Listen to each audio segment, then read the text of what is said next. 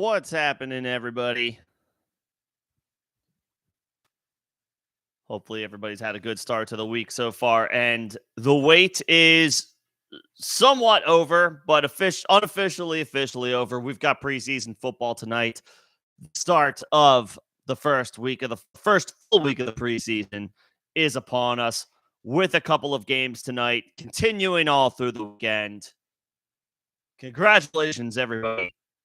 We have officially made it. The NFL season, the official start of the season anyway. So, of course, we don't expect too many starters to play over the course of these next couple of weeks, but it'll still be a good opportunity to go into evaluation mode, especially for those more or less those who are playing Dynasty. But honestly, there are still opportunities around the league that are yet to be determined as far as camp battles and starting spots in certain places, and maybe even a little bit more important for that is certain backup opportunities are still very much up in the air, despite what certain may tell you or suggest otherwise. So, I mean, a lot remains at stake, a lot remains undetermined, and this is, an important time for ultimately determining potentially the last few picks that you will make at the end of your redraft leagues. It's a great opportunity over these next couple of weeks to help get that information sorted. So preseason football is upon us. We've got the Texans in New England tonight to play the Patriots. Mac Jones is not expected to play. CJ Stroud will, though. I can't imagine it's for more than a series or two.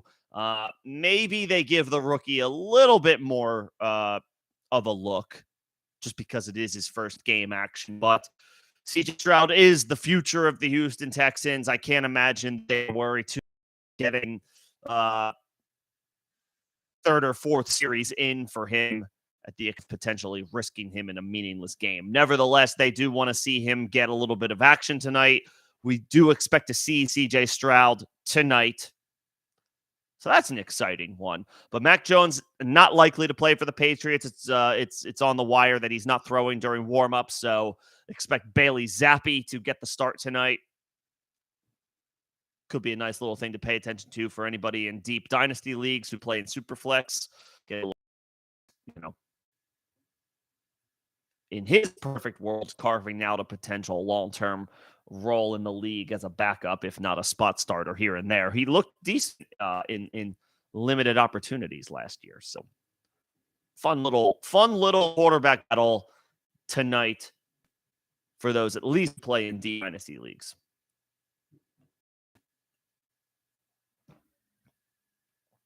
I doubt we see Ramondre Stevenson tonight for the Patriots, but I just mentioned this is a perfect time of the year for folks to right off the bat, who's going to be the number behind Ramondre Stevenson for England?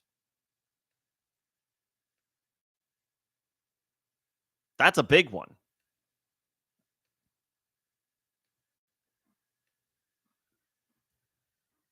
Let me get my Discord folks up to speed.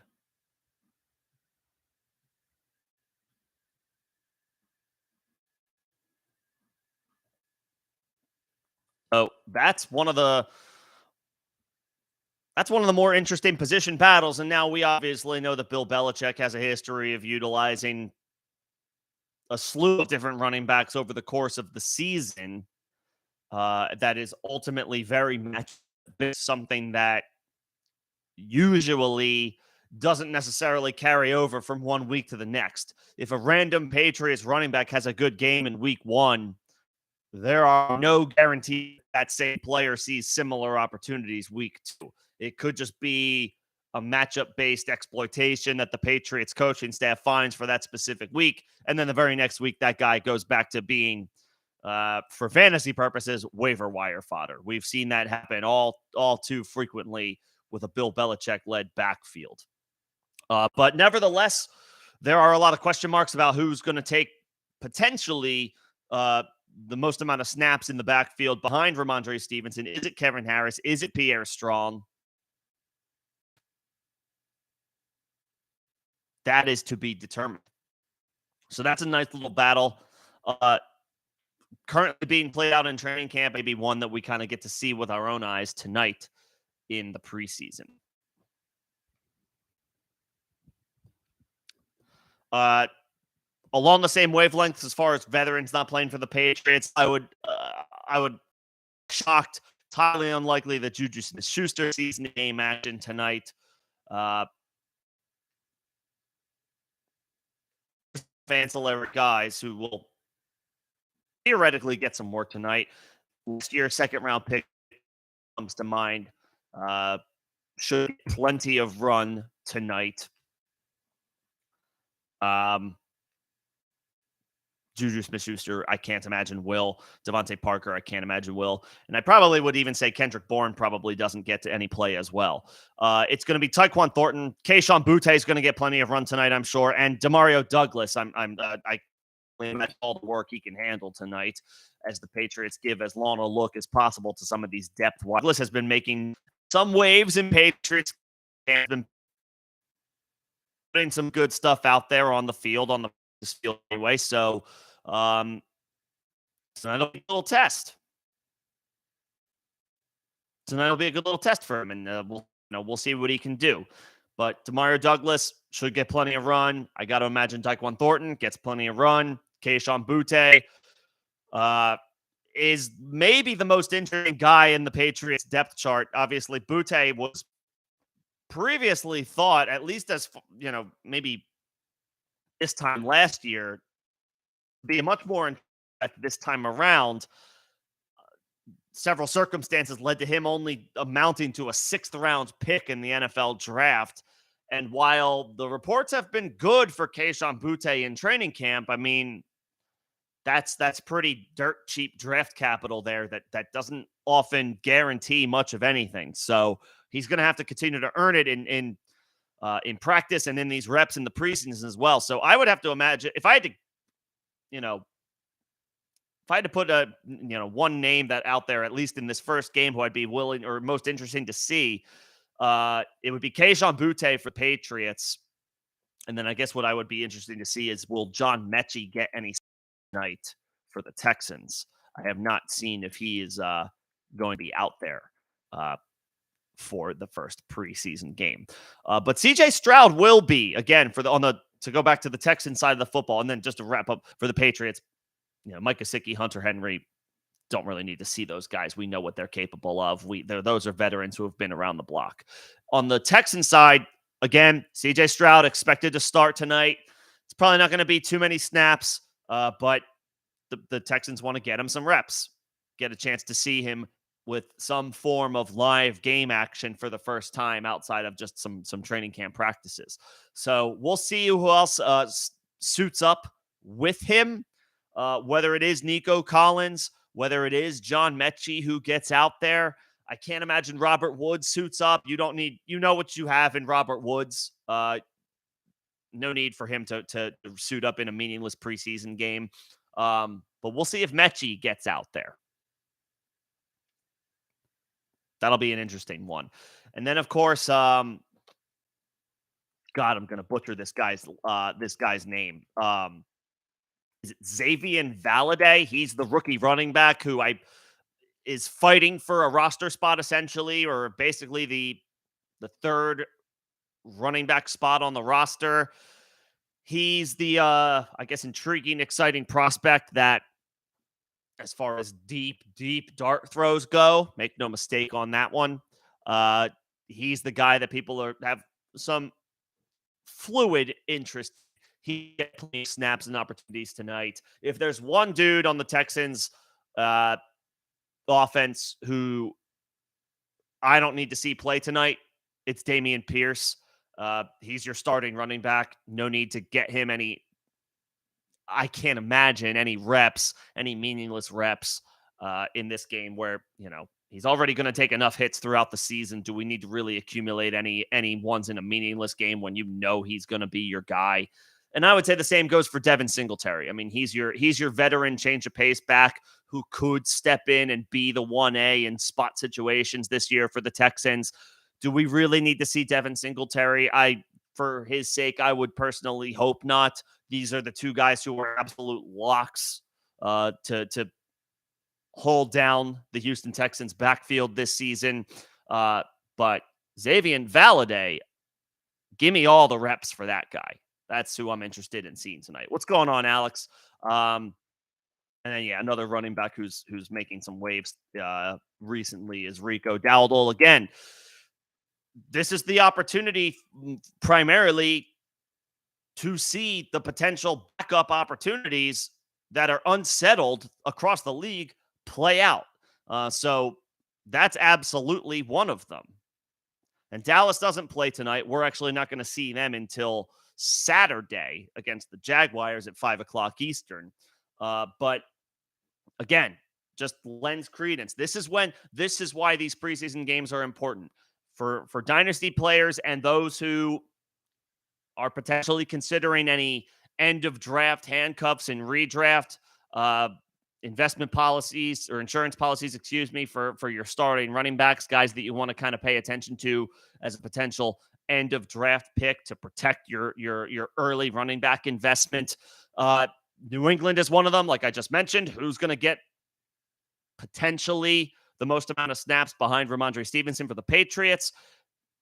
Who's going to get the most snaps behind Tony Pollard for Dallas? They are one of those teams where you maybe thought that they would sign a veteran running back at some offseason, and it hasn't happened yet, unless you count Ronald Jones, I guess. But he's even suspended for the first 2 games of the season. So is it this guy, Rico Dowdle? Is it Malik Davis? Is it 6th round rookie Deuce Vaughn, who, even though he's only 5'5", has been named for himself in Cowboys training camp so far? So this is our opportunity to kind of see these guys for the first time in some form live game action beyond just short little highlight videos that we see on Twitter or X, now that it's formerly Twitter, or Instagram, or wherever you consume your visual highlights provided across NFL training camps. So these are the guys that are speculative ads in deep dynasty leagues, and they're ones that people are keeping tabs on for their end of draft redraft picks. So it's an exciting time. Football's officially back tonight.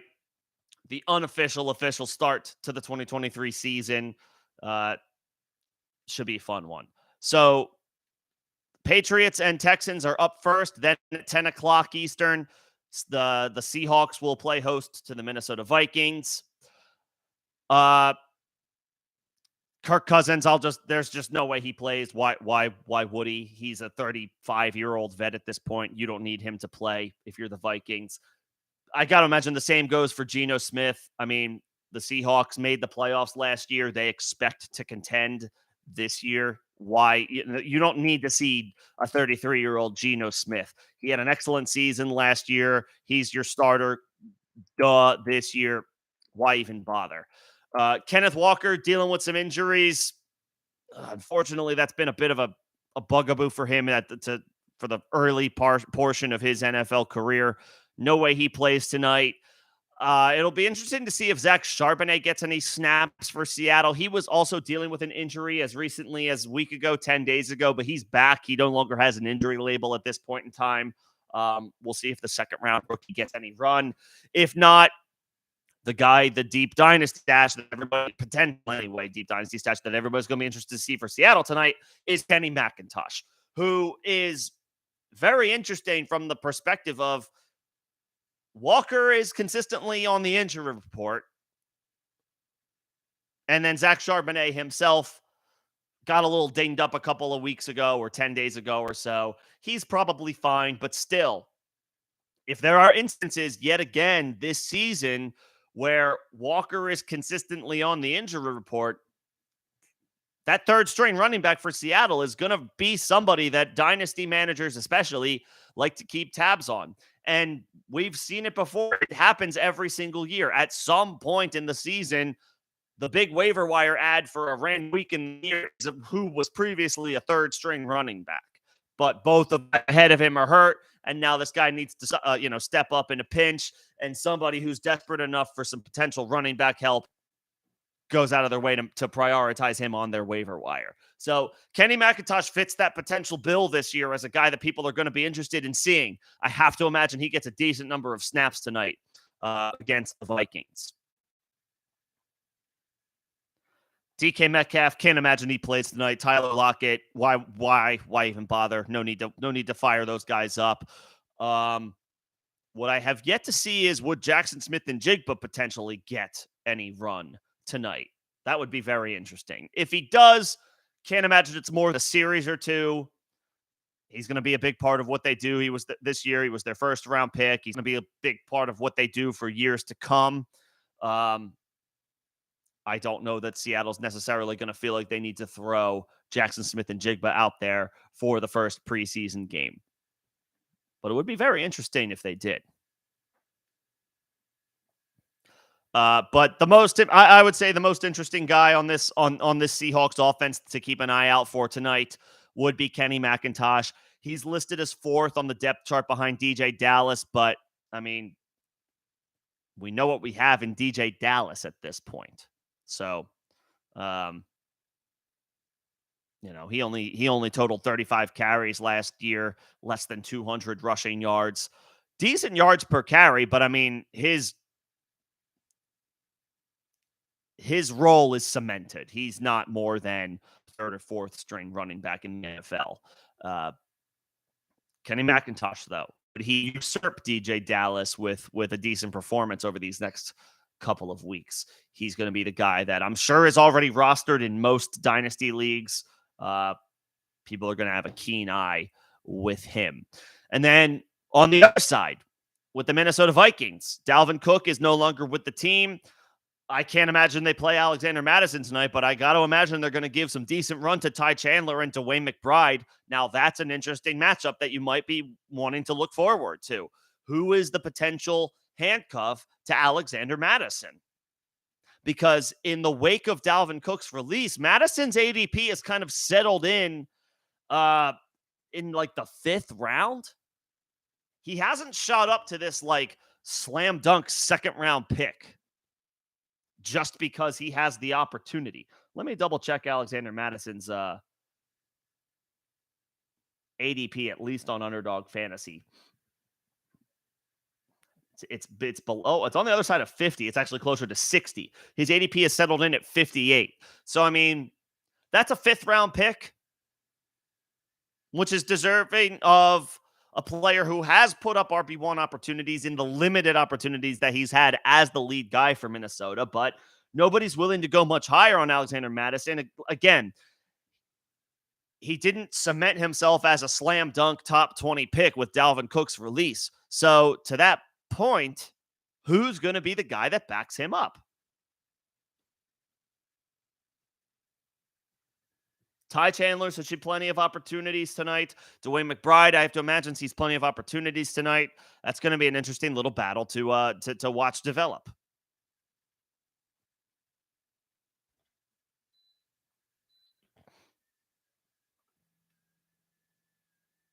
And then I guess the other guy for the Vikings, like, do they throw him out there for any stretch of time at all?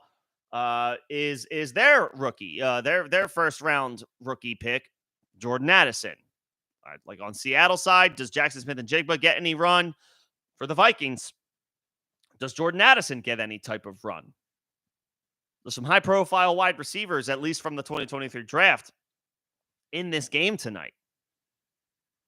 Will either of them get an opportunity? That'll be interesting to see.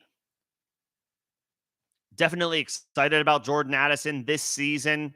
I think he's, of the rookie wide receivers, Jackson Smith and Jigba, I think, is the best. But as far as potential opportunity in front of him, it might be Jordan Addison, at least for the 2023 season.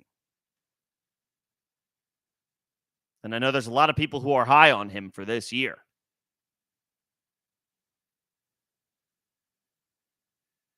So maybe he gets some type of look tonight. Maybe he plays a series or two, just because teams want to get an opportunity to look at their rookies with some live game action.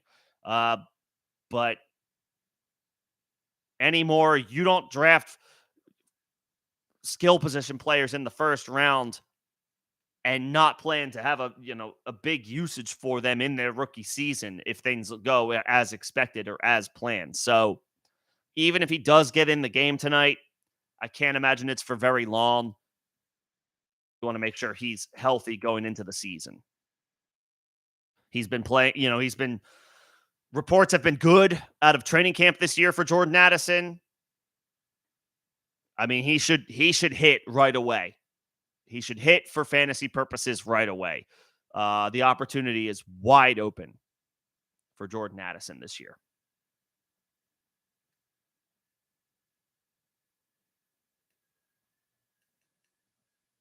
Justin Jefferson, I hope he doesn't play. TJ Hawkinson, I hope he doesn't play. We know what we're getting with these guys. These are the studs on the Vikings offense that nobody needs to see these guys tonight. Let's give some opportunities and some snaps to some other players who are less of a sure thing.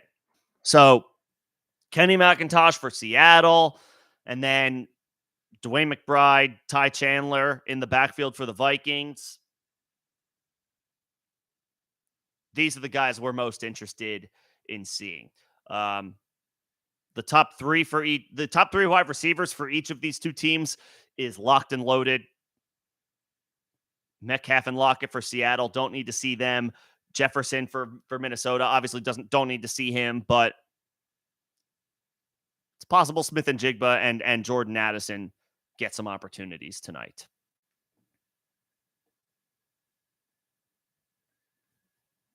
That'll be interesting to see. And then we get a little bit larger of a slate tomorrow, starting at 7 o'clock Eastern. There's a slew of games tomorrow night, a slew of games on Saturday for the first full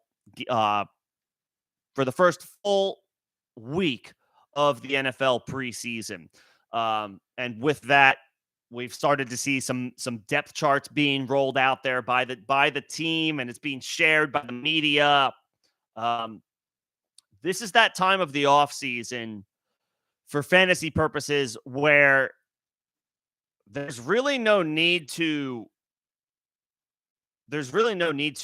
react in any type of way to these depth charts. If you see players listed second or third overall on the depth chart who you would have assumed would be the clear-cut top guy at the top of the depth chart, take it with a grain of salt. These are just teams, they're just kind of playing chicken with each other. It's a secretive type of, it's always been teams keep as much information as close to the vest as they possibly can. There's not really any reason for anybody to reveal any information that they don't have to. I think this is for the first time this year, we're starting to see players listed, two different players listed as the starter. It's just like, the starting quarterback for the Colts, I think on the depth chart says Gardner Minshew or Anthony Richardson. I've not seen that one before. So, there's only so much information that we take from these early season or early preseason depth charts. Take that stuff with a grain of salt.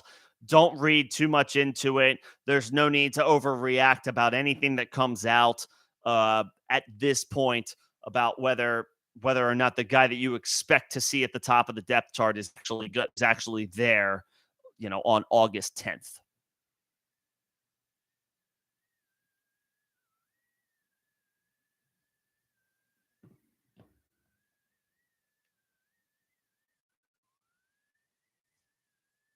There's no concerns there. Now it's on one hand,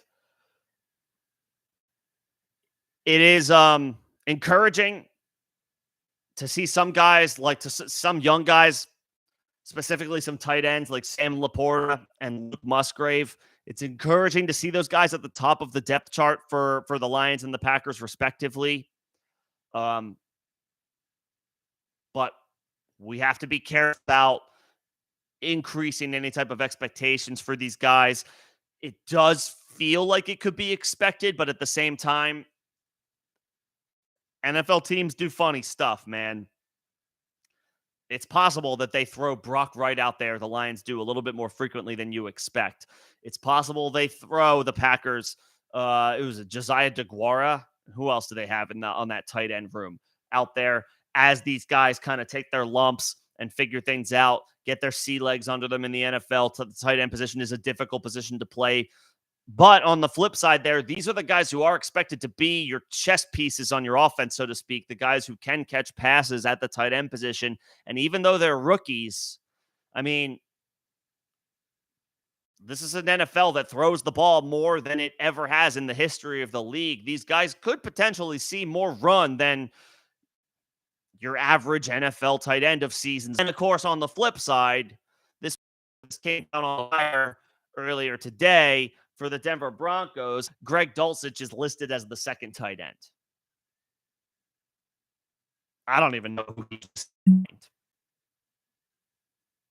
But, like, is it because he's not the blocking tight end? Are the Broncos just playing games with us? Probably.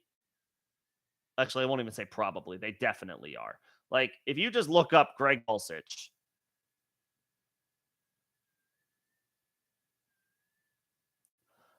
currently listed behind. Okay, so Sleeper has him listed first, but the Broncos' unofficial depth chart has him listed behind Albert O, which we all know how that went last year.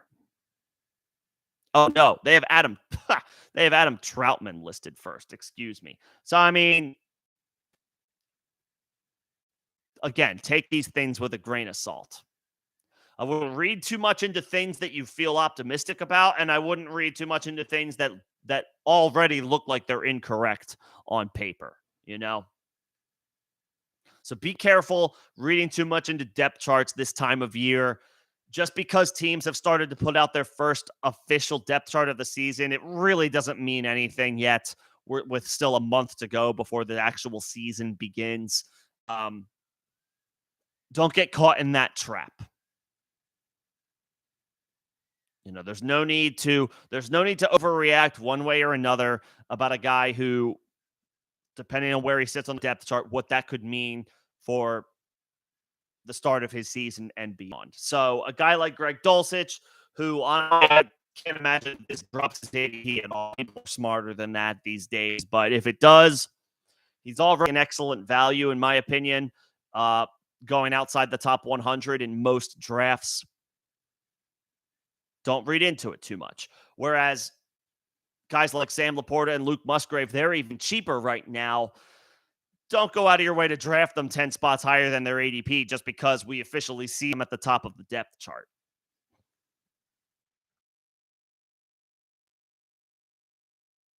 Now, that being said, those are some clear-cut situations where you would expect those guys to see the most amount of run over their current competition. I mean, the Packers also did draft Tucker Kraft, but much later than they drafted Luke Musgrave. And with Sam Laporta, I mean, are you really going to... I don't think anybody here expects that. As long as something doesn't go catastrophically wrong, we don't expect Sam Laporta to lose a ton of snaps to Brock Wright and James Mitchell.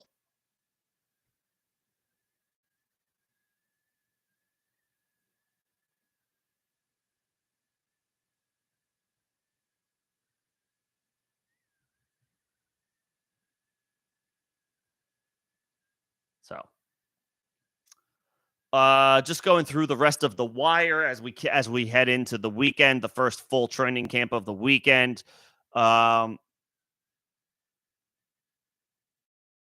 Ravens that play this week. It sounds like Lamar Jackson is going to sit. They're a team that's dealing with a lot of injuries right now, a lot of question mark guys right now. Rashad Bateman only just got activated off the PUP list. Don't expect to see him play. Odell Beckham is a 31-year-old veteran, 20 months removed from the ACL, but still, the last time we saw him, unfortunately, was on the back of getting injured in the Super Bowl. Don't expect him to play.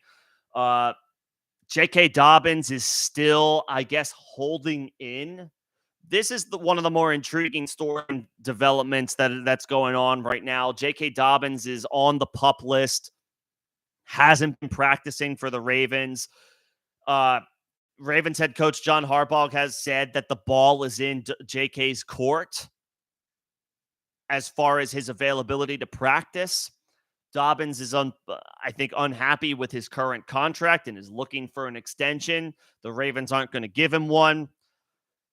I often side with players. I always want to see players get their money, but this feels like a situation where it's like, okay, I want J.K. Dobbins. I want you to get your money. I want you to get paid, but man, I don't know if you've done enough to get what you are looking for or are asking for. And here you are holding in. I guess this is the new holdout. It's not a holdout because he's at the facility. He reported to Ravens camp, but he's holding in, not practicing, waiting for a new contract that, quite frankly, I'm not sure where he thinks that's potentially coming from. So that's one of the more interesting storylines going on as far as there are a lot of them with the running backs anyway. What's going on, Nemo? Thanks for coming in, man. Good to see you as always.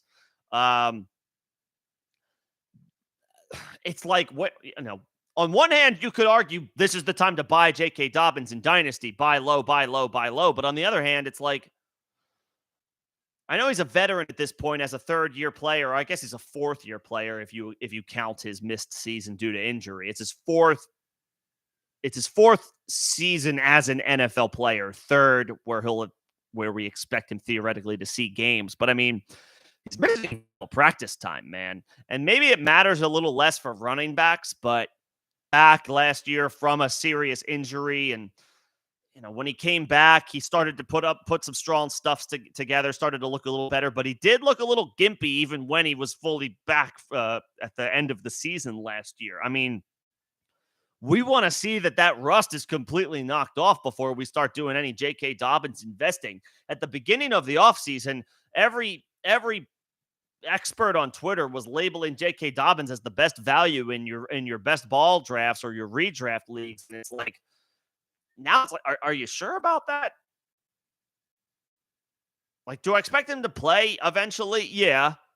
He has to play games if he wants his rookie contract to vest. If he wants that final year of the rookie deal to eventually expire, he has to play games this year. And that's going to play out. It's going to come to fruition because he wants a new contract. If he wants a new contract, he needs that year to vest, to expire, or to be played out.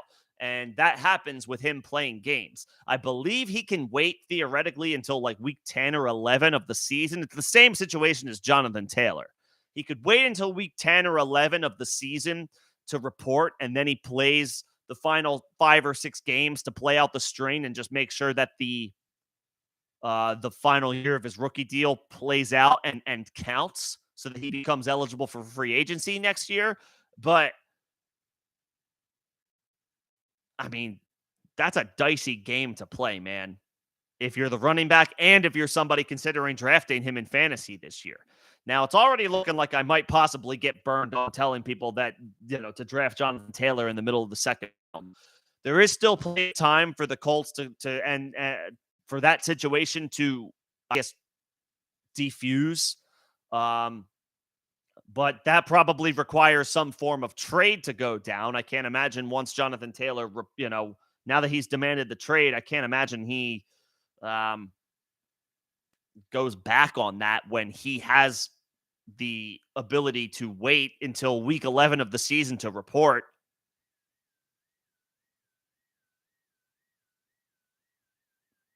God, I mean, it would be great if the Colts can just... I would love nothing more than the Colts for just to go ahead and trade him. But they're probably feeling like that doesn't make sense for them either because they're going to get pennies on the dollar in any deal that they eventually agree upon. Which might be better than nothing if they're not going to bring Jonathan Taylor back next year. So these are, these are the bad running back situations that we currently have, and there are a lot of them. If it's lagging, let me know. I'm hopeful. Hopefully that this is like. Hopefully this is fixed. Um, yeah. Let me know if we're there. Let me know if there are actually technical issues. I'm hoping. Crap, lagging really bad. All right, I apologize, guys. I thought I had this resolved. Okay. Let me know if that's any better. If not, um, if it's still bad, I can try to troubleshoot it. Um, Apologies for that, you guys. Let me see. Man, I have everything. I have everything set up the way that I had for the Tuesday live stream that was supposed to have gone off just fine. But I mean, maybe I need to start. Maybe I need to start live streaming through Zoom, which I think went off without a hitch. If this is still a problem, let me check this myself on my end. Then I will. I will shut it down. I don't want to give you guys a bad experience here. Although this is disappointing. Let me check this on my end.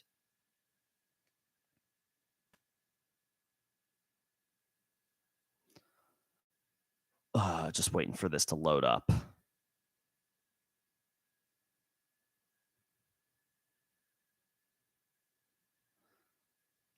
Sorry about that, guys. And it's a regular issue for me dealing with these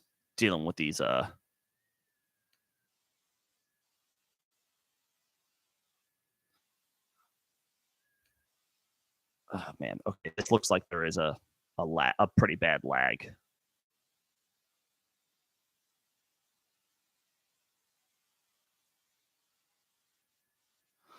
All right, I'm gonna let this play for a short amount of time. See if this is fixed at all.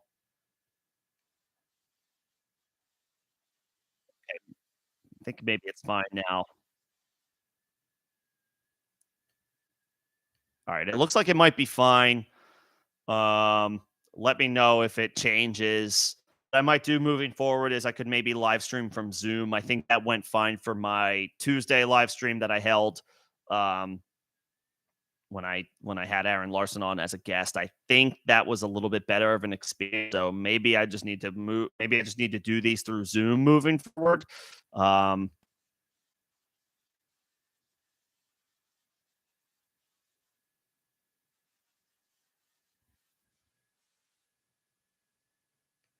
yeah, this is strange. I'm not sure why this is like that. Because now I'm starting to see that it's starting to lag a little bit more.